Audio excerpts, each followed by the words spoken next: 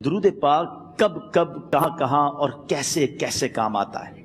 ایک بہت ہی خوبصورت واقعہ، بڑا ایمان افروز واقعہ ہے جو میں آپ کے سامنے پیش کرتا ہوں۔ ایک دوست نے اپنے ایک دوسرے دوست کو قرض دیا، اور جب اس نے قرض دیا تو وہ قرض ایک بڑی اماؤنٹ تھی، 3000 دینار۔ وہ ٹائم آ گیا جب اس ٹائم وہ قرض لینے کے لیے اپنے دوست کے پاس گیا کہ بھائی مجھے میرے پیسے واپس دو، تو اس نے کہا کہ پیسے تو نہیں ہے میرے پاس، میں کولیپس ہو گیا ہوں، بزنس اب میرا ختم ہو گیا ہے، میں تمہاری رقم نہیں دے سکتا۔ اس نے ایک اور ٹائم دے دیا اسے کہ ٹھیک ہے اب اتنے وقت دنوں کے بعد میں دے دوں گا۔ وہ ٹائم بھی گزر گیا، اور جب وہ ٹائم بھی گزر گیا تو اس کے بعد اس دوست نے کہا کہ اب تو پیسے دے دو بھائی، میرا ٹائم پورا ہو گیا ہے۔ پھر نہ دے سکا ٹائم۔ آخر کار معاملہ جو ہے وہ کورٹ میں چلا گیا، قاضی کے پاس چلا گیا۔ اب قاضی نے جس کو پیسے دینے تھے اس کو بلایا اور کہا کہ بھائی آپ کو اس کے پیسے دینے ہیں؟ کہتا ہے ہاں پیسے تو دینے ہیں۔ تو کہا پھر دیتے کیوں نہیں ہو؟ کہا پیسے ہیں ہی نہیں، کاروبار ہی ختم ہو گیا ہے، قرضہ تو لیا تھا، اب میرے پاس بچا ہی کچھ نہیں ہے۔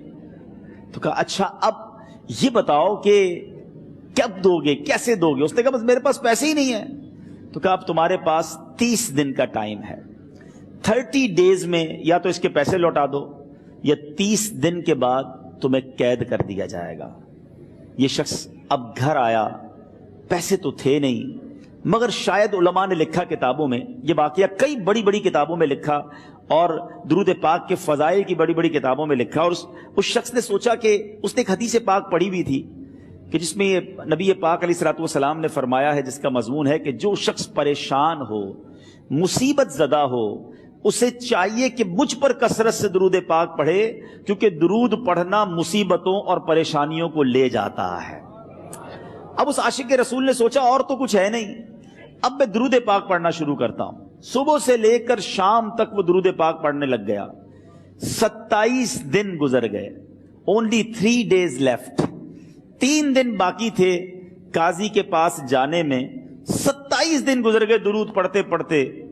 جب 28ویں رات آئی تو آنکھیں تو بند ہوئیں، مگر خواب میں اسے ایک آواز آئی، گھبراؤ نہیں، تمہارا قرضہ ادا کر دیا جائے گا، تمہارا مسئلہ سالو ہو جائے گا۔ صبح اٹھتا ہے، درود پاک پڑھ رہا ہے، مگر کہتا ہے یہ آواز سے تو مسئلہ حل نہیں ہوگا، پیغام کیا ہے اسے سمجھ نہ آیا۔ 28واں دن گزر گیا، 29ویں رات آ گئی، مگر اب آنکھیں بند ہوئیں اور قسمت جاگ اٹھی۔ نبی پاک صاحب لولاک صلی اللہ تعالی علیہ وسلم خواب میں تشریف لائے، اور پیارے آقا صلی اللہ تعالی علیہ وسلم نے فرمایا گھبراؤ نہیں، علی بن عیسیٰ وزیر کے پاس جاؤ، وہ تمہارا قرضہ ادا کر دے گا۔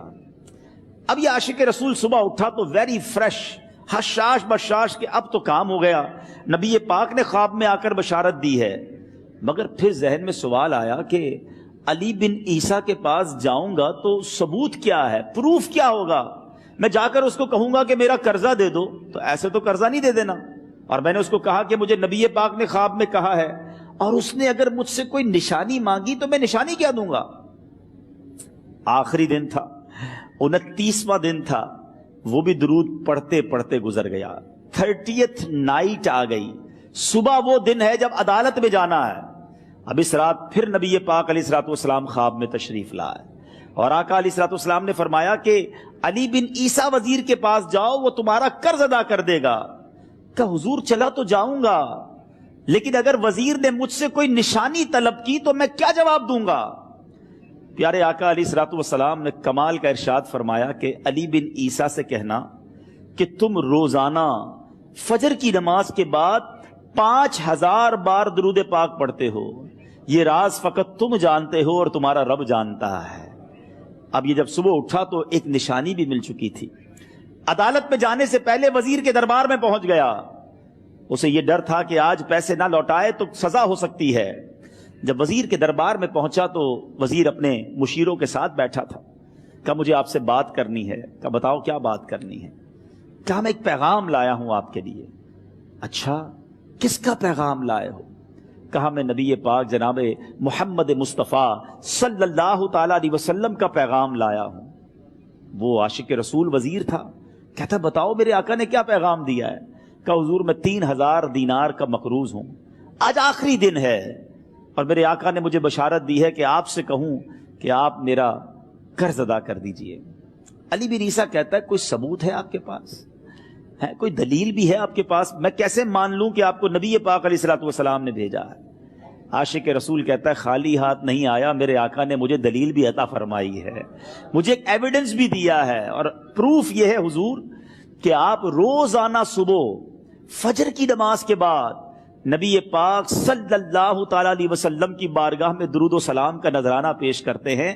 جب تک 5000 کا عدد پورا نہیں ہوتا آپ اس وقت تک کسی اور سے بات نہیں کرتے، اور اے وزیر صاحب یہ راز صرف آپ کو پتا ہے اور آپ کا رب جانتا ہے۔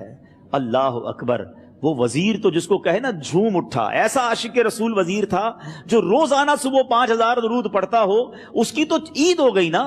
وہ کہتا ہے مرحبا یا رسول اللہ، میرے آقا نے میرے درود قبول کر لیے، اس سے بڑھ کر میرے لیے سعادت کیا ہوگی۔ اب یہ وزیر اپنے سیٹ سے اٹھتا ہے، اپنے کمرے میں جاتا ہے، تھوڑی دیر بعد واپس آ کر اس عاشق رسول کے ہاتھ میں 3000 دینار رکھ کر کہتا ہے حضور پہلے 3000 دینار تو نبی پاک کا حکم کی میں ادب سے بجا لاتا ہوں، میرے آقا نے جو حکم فرمایا یہ 3000 دینار آپ کو پیش کرتا ہوں، حضور ایک اور 3000 دینار لیجئے۔ میرے گھر آپ آئے، اتنی اچھی خبر سنائی، آپ نے قدم رنجا فرمایا، یہ 3000 اس کا نذرانہ ہے، اور ایسا کیجئے 3000 اور لیجئے، اس سے اپنے بچوں کے لیے کچھ چھوٹا موٹا کام شروع کیجئے، اور ایک وعدہ کر کے جائیے آج کے بعد زندگی میں آپ کو جب بھی کوئی کام پڑے میں آپ کا بھائی ہوں، مجھے یہ خدمت کا موقع دیجئے گا۔ اللہ اکبر! وہ مقروض جو ایک رات پہلے 3000 دینار کا مقروض تھا، ہو سکتا ہے اس کے بیک آف مائنڈ یہ بھی چل رہا ہو کہ اب شاید کل میں نے جیل میں جا کر عدالت میں جا کر گرفتاری دے کر جیل میں جانا ہے، مگر اب 9000 دینار ہاتھ میں ہیں۔ عاشق رسول جھومتا ہوا نبی پاک کی یاد میں گھومتا ہوا اب عدالت میں پہنچا۔ عدالت میں everybody expecting over there کہ آج اس نے آنا ہے اور آ کر کہنا یہی ہے کہ پیسے تو نہیں ہیں، گرفتار کر لو، مگر جا کر اس عاشق رسول نے 3000 دینار جج صاحب کے ہاتھ میں رکھ دیے۔ قاضی کہتا ہے پہلے تو یہ بتاؤ پیسے آئے کدھر سے؟ تم تو کہتے تھے غریب ہوں، تم تو کہتے تھے کاروبار نہیں ہے، ایک مہینے میں اتنی بڑی رقم کا انتظام کیسے ہو گیا؟ سبحان اللہ! اس عاشق رسول نے گویا زبان حال سے یہ کہا ہوگا کہ یہ تو کرم ہے ان کا، ورنہ مجھ میں تو ایسی بات نہیں، اتنا دیا سرکار نے مجھ کو، اتنی میری اوقات نہیں۔ اس نے وہ پورا واقعہ بھری عدالت میں سنا دیا۔ اللہ اکبر! میرے پیارے اسلامی بھائیوں ذرا سوچو پہلے زمانے میں کیسے عاشقان رسول ہوا کرتے تھے، وہ جج وہ قاضی بھی کیسا سرکار علیہ الصلوۃ والسلام کا عاشق تھا۔ اپنی سیٹ سے اٹھتا ہے، بھرے دربار میں بھری عدالت میں وہ اپنے چیمبر میں اپنے کمرے میں جاتا ہے، اور تھوڑی دیر بعد واپس آ کر اس کے ہاتھ میں بھی 3000 دینار ہیں، اور وہ 3000 دینار جو ہے وہ اس عاشق رسول کے ہاتھ میں رکھتا ہے کہ سارا ثواب علی بن عیسیٰ کیسے لے جائے، میں بھی تو نبی پاک کا غلام ہوں، میں تمہارا قرضہ میں ادا کرتا ہوں۔ اچھا، اب ایک اور عجیب سینیریو یہ بن گیا کہ جس نے کیس کیا تھا، جس نے دعویٰ کیا تھا، وہ بھی یہ سارا منظر دیکھ رہا تھا۔ کہتا ہے جج صاحب ذرا رکیے، میں بھی اپنے آقا کا امتی ہوں، اور ایک کام کیجئے قلم کاغذ منگوائیے، اس عاشق رسول کا قرضہ ہی میں معاف کر دیتا ہوں۔ اچھا، اب عاشق رسول نے وہ واپس 3000 دینار جو جج صاحب نے دیے تھے وہ واپس جج صاحب کو دیے کہ حضور یہ پیسے آپ ہی رکھ لیں، قرضہ ہی معاف ہو گیا، اب آپ کے پیسے کا میں نے کیا کرنا ہے؟ جج صاحب کہتے ہیں جو پیسے نبی پاک کے نام پر نکالے ہیں اب مجھے واپس نہیں چاہیے، یہ بھی تم اپنے ساتھ لے جاؤ۔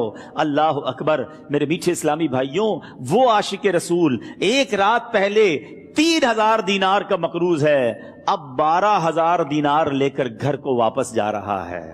اس ایک واقعے کے اندر جو ہم سب کے لیے درس ہے، جو ہم سب کے لیے پیغام ہے، شاعر لکھتے ہیں نا، دکھوں نے تم کو جو گھیرا ہو تو درود پڑھو، دکھوں نے تم کو جو گھیرا ہو تو درود پڑھو، جو حاضری کی تمنا ہو تو درود پڑھو۔ آج ہم بہت ساری پرابلمز میں ہوتے ہیں، یہاں بھی ہو سکتا ہے میرا کوئی بھائی بیمار بیٹھا ہو، کوئی قرضے میں ڈوب گیا ہو، کسی کا کوئی بزنس پرابلم چل رہا ہو، کوئی فیملی ایشو میں ڈسٹرب ہو، آپ کسی بھی پرابلم میں ہیں، خدا کی قسم درود پاک ایسا وظیفہ ہے. لوگ بہت سارے وظائف پوچھتے رہتے ہیں, بہت سارے جناب وظائف کے بارے میں معلومات کرتے رہتے ہیں. سچی بات یہ ہے ہر درد کی دوا ہے صلی علی محمد. ہر درد کی دوا ہے صلی علی محمد. تعویذ ہر بلا ہے صلی علی محمد. تو خدا را اپنی زندگی میں درود پاک کو شامل کر لیجئے, اور آپ بلیو کریں جب آپ نے کثرت سے درود پاک پڑھنے شروع کر دیے, آپ اپنی آنکھوں سے دیکھیں گے آپ کے پرابلم دور ہو رہے ہیں, آپ کی صحت اچھی ہو رہی ہے, آپ کے قرضے اترنے شروع ہو گئے ہیں, روزگار میں آپ کے برکت ہونا شروع ہو جائے گی, آپ کے چہرے پہ نور آنا شروع ہو جائے گا, آپ کی زبان میں اثر آنا شروع ہو جائے گا.